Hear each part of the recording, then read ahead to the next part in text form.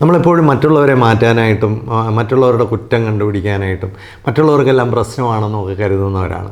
എന്നാൽ യഥാർത്ഥത്തിൽ എനിക്കൊന്ന് മാറാൻ സാധിക്കുമോ? എന്നിൽ നിന്ന് അതൊന്ന് ആരംഭിക്കാൻ പറ്റുമോ? മറ്റുള്ളവരെ മാറ്റുന്നതിന് മുമ്പ് സ്വയം ഒന്ന് മാറാനായിട്ട് നമുക്കൊന്ന് തയ്യാറാകാൻ പറ്റുമോ? അതിനെക്കുറിച്ചാണ് ഈ വീഡിയോ സംസാരിക്കുന്നത്.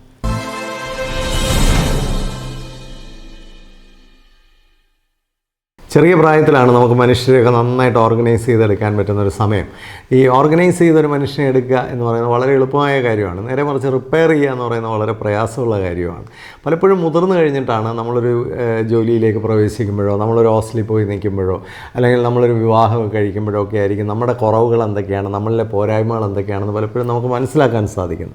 പക്ഷേ അങ്ങനെ മനസ്സിലാക്കുന്ന സമയത്തെങ്കിലും നമുക്ക് അതൊന്ന് തിരുത്താൻ കഴിഞ്ഞാൽ വളരെ ആരോഗ്യകരമായ ഒരു അന്തരീക്ഷമാണ്.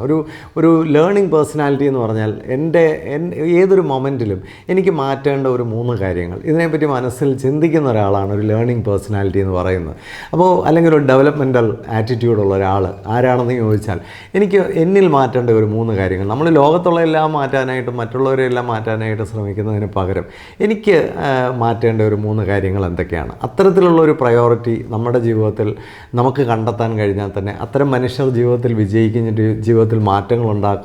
അവർ കൂടുതൽ ആൾക്കാരെ സ്വാധീനിക്കും എന്നുള്ള കാര്യത്തിലൊന്നും സംശയമില്ല. പല ആൾക്കാരുടെയും കുഴപ്പം എന്നാന്ന് ചോദിച്ചാൽ ഞാനിങ്ങനെയൊക്കെയാണ്, എനിക്ക് മാറ്റങ്ങളൊന്നും ആവശ്യമില്ല, അല്ലെങ്കിൽ ഞാനെല്ലാം കംപ്ലീറ്റാണ്. ഇതൊരു ഈഗോ സ്റ്റേറ്റാണ്. എനിക്ക് മാറ്റങ്ങളൊന്നും പറ്റില്ല. ചിലരൊക്കെ പ്രത്യക്ഷത്തിൽ മറ്റുള്ളവർ ചൂണ്ടിക്കാണിക്കുന്ന തെറ്റുകളൊന്നും അംഗീകരിച്ചില്ലെങ്കിലും അവർ മാറിയിരുന്നെങ്കിലും ആ ചൂണ്ടിക്കാണിച്ച തെറ്റ് ശരിക്കും തിരുത്തേണ്ടതാണോ, അങ്ങനെ ഒരു കുഴപ്പം എനിക്കുണ്ടോ എന്നൊക്കെ ചിന്തിക്കുന്ന ഒരു പോസിറ്റീവ് ചിന്താഗതിയുള്ള മനുഷ്യരാണ്. ചിലരങ്ങനെയല്ല, അവർക്കൊരു മാറ്റവും ആവശ്യമില്ല, അല്ലെങ്കിൽ അവരെ കൊണ്ട് മാറാൻ പറ്റില്ല എന്ന് ചിന്തിക്കുന്നവരാണ്. അങ്ങനെയുള്ളവരുടെ ഒരു സസ്റ്റൈനബിലിറ്റി അല്ലെങ്കിൽ അവരുടെ ജീവിതത്തിൻ്റെ ഒരു മുന്നോട്ടുള്ള യാത്ര വളരെ ദുർഘടമായിരിക്കും. നമുക്ക് ചെയ്യാവുന്ന ഏറ്റവും നല്ലൊരു കാര്യം എന്നാന്ന് ചോദിച്ചാൽ ഏതൊരു മൊമെൻറ്റിലും നമ്മളെ കുറേ കൂടെ നവീകരിക്കുന്നതിനെക്കുറിച്ച് ചിന്തിച്ചുകൊണ്ടിരിക്കുക. എവിടെയൊക്കെയാണ് എനിക്ക് മാറ്റങ്ങൾ വരുത്തേണ്ടത്? നമ്മൾ ന്യൂ ഇയർ റെസൊല്യൂഷൻസ് ഒക്കെ എടുക്കാറുണ്ട്. ആ റെസൊല്യൂഷനൊക്കെ എല്ലാ ന്യൂ ഇയറിലും എടുക്കുന്നു എന്നുള്ളതല്ലാതെ അതിന്മേൽ നമ്മൾ എത്ര കണ്ട് പ്രവർത്തിക്കുന്നുണ്ട്? അപ്പോൾ ഒന്ന്, നമുക്ക് വേണ്ട മാറ്റങ്ങളെ തിരിച്ചറിയുക. 2, ആ മാറ്റങ്ങൾ സൃഷ്ടിക്കാനായിട്ട് എന്തെല്ലാം നടപടികൾ എടുക്കണം.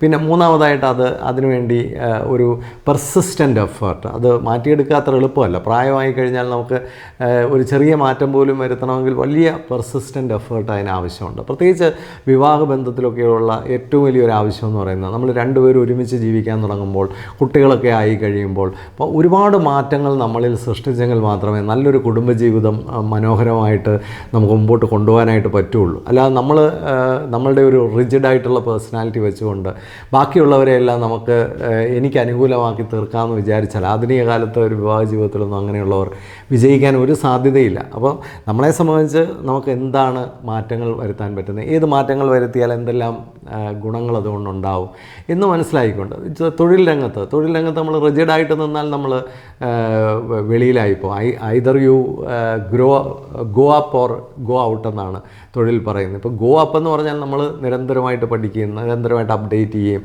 നിരന്തരമായിട്ട് നമ്മൾ മാറ്റങ്ങൾ സൃഷ്ടിക്കുകയും ചെയ്താലേ നമുക്ക് ഒരു ജോലിയിൽ ഉയർന്നു വരാനായിട്ട് പറ്റുള്ളൂ. ഇത് തന്നെയാണ് കുടുംബജീവിതത്തിൽ ഭാര്യ ഭർത്താക്കന്മാർ തമ്മിൽ പരസ്പരം നല്ലൊരു കെമിസ്ട്രി സൃഷ്ടിക്കണമെങ്കിൽ മാറ്റങ്ങൾ അവിടെ ആവശ്യമാണ്. കുഞ്ഞുങ്ങൾ വളർന്നു വരുമ്പോൾ നമ്മൾ ആഗ്രഹിക്കുന്ന രീതിയിലോ നമ്മൾ വിചാരിക്കുന്ന രീതിയിലോ ഒന്നും ആയിരിക്കത്തില്ല കുട്ടികൾ.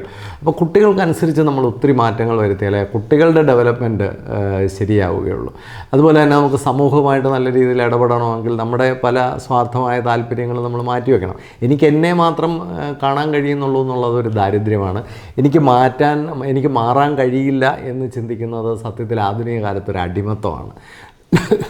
It is possible to change, ഒരു പ്രയാസമില്ല. പക്ഷേ അതിനൊക്കെ ചിലപ്പോൾ നമുക്ക് നല്ലൊരു ഗൈഡൻസൊക്കെ ആവശ്യമായിരിക്കും. ചിലപ്പോൾ ഒരു കൗൺസിലിങ്ങിന് പോവുക. കൗൺസിലിംഗ് ഒന്നും മോശപ്പെട്ടൊരു കാര്യമൊന്നുമല്ല. എന്താണ് ഒരു കൗൺസിലിംഗ്? നമുക്ക് നമ്മളെ തന്നെ ഒന്ന് വ്യക്തമായിട്ട് കാണാൻ, മറ്റൊരാളുടെ അല്ലെങ്കിൽ ഒരു പ്രൊഫഷണലായിട്ടുള്ള ഒരാളുടെ, ഒരു എക്സ്പേർട്ടായിട്ടുള്ള ഒരാളുടെ, ലേൺഡപ്പ് ആയിട്ടുള്ള ഒരാളുടെ, മെച്യൂർഡായിട്ടുള്ള ഒരാളുടെ ഹെൽപ്പ് എടുക്കുന്നു എന്നുള്ളതേ ഉള്ളൂ.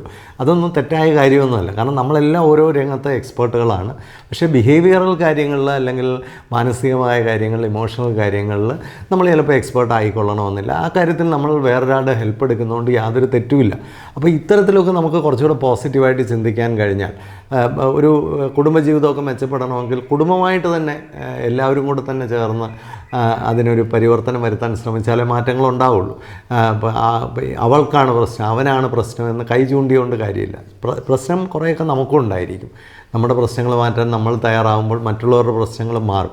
ഒരു പരിധിവരെ നമ്മൾ പോസിറ്റീവായി മാറുമ്പോൾ നമുക്ക് ചുറ്റുമുള്ളതെല്ലാം പോസിറ്റീവായിട്ട് രൂപാന്തരപ്പെടുന്നതായിട്ട് കാണാം.